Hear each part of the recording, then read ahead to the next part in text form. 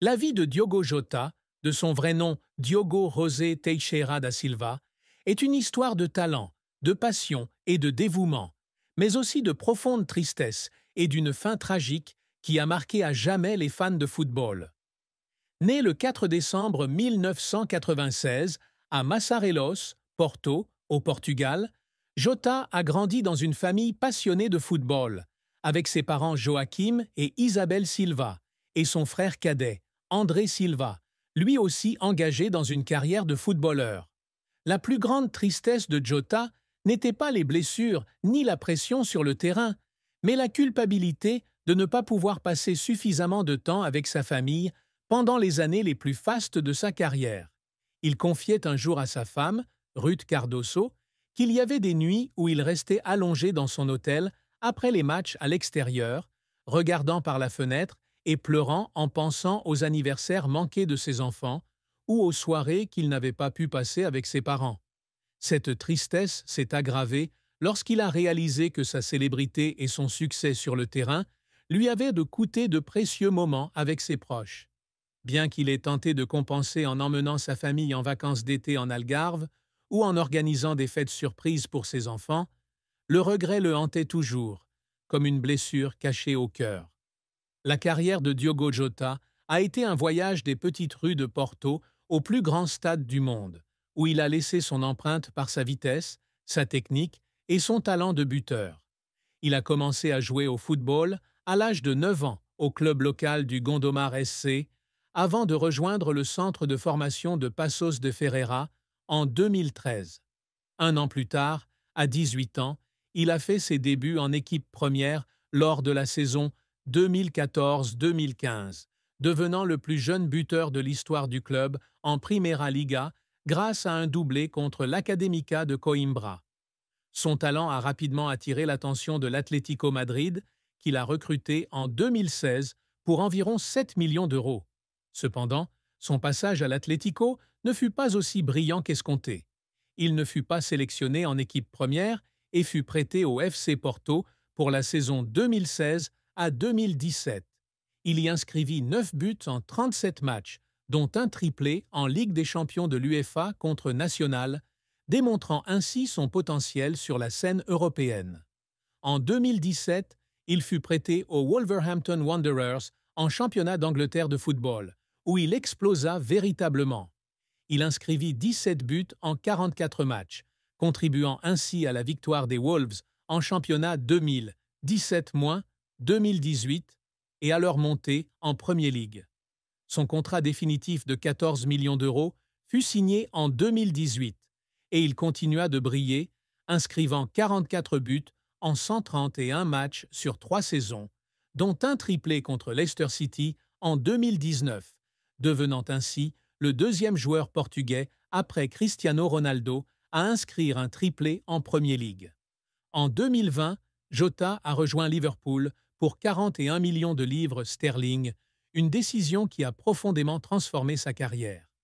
Il s'est rapidement adapté à l'équipe de Jürgen Klopp, marquant dès ses débuts contre Arsenal et devenant le premier joueur depuis Robbie Fowler à inscrire 7 buts lors de ses 10 premiers matchs pour Liverpool. Il a inscrit 65 buts en 182 apparitions pour Liverpool, contribuant à la victoire du club en Premier League en 2024-25, en FA Cup en 2022 et en 2 EFL Cup en 2022 et 2024.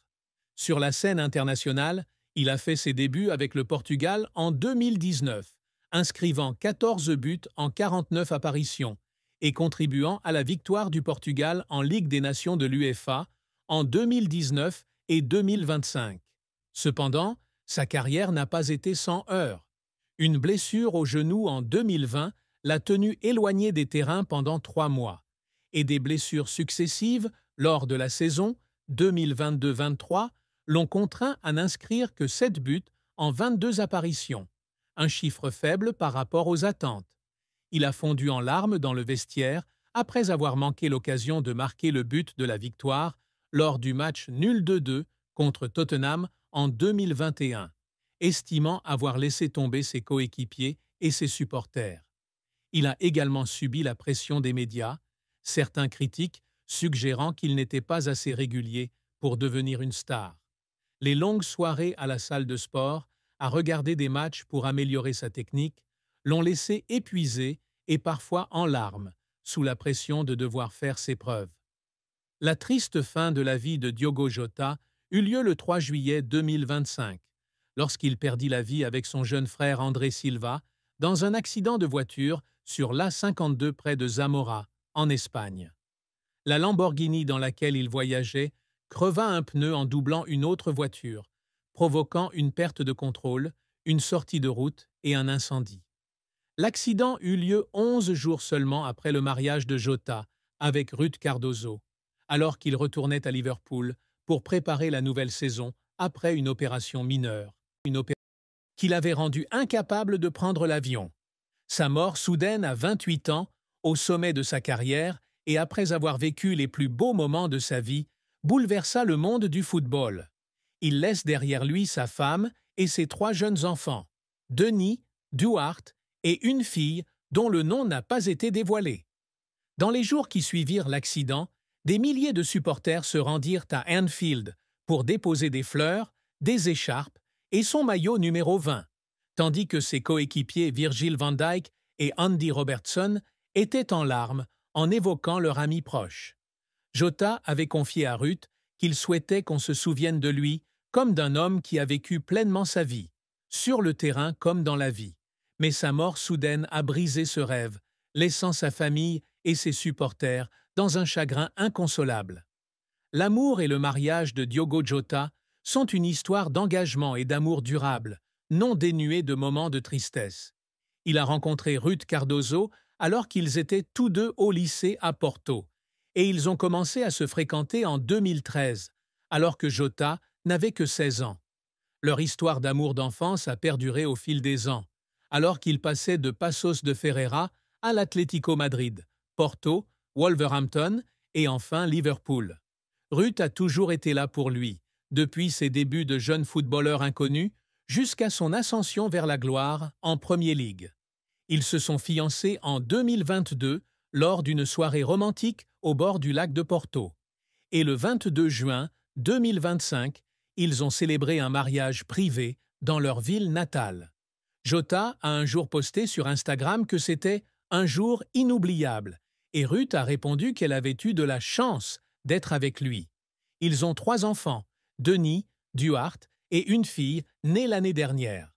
Cependant, leur mariage a connu des difficultés. L'emploi du temps chargé de Jota l'obligeait souvent à s'absenter de la maison, et Ruth se sentait parfois seule à s'occuper des enfants. Jota a un jour fondu en larmes lorsque Ruth lui a confié qu'elle aurait aimé qu'il soit plus souvent à la maison, surtout lorsque Denis, leur fils aîné, lui a demandé pourquoi son père ne pouvait pas venir le voir jouer au football à l'école. Un autre chagrin a été la fausse couche de Ruth en 2020, une perte qu'ils ont tous deux dû affronter en silence.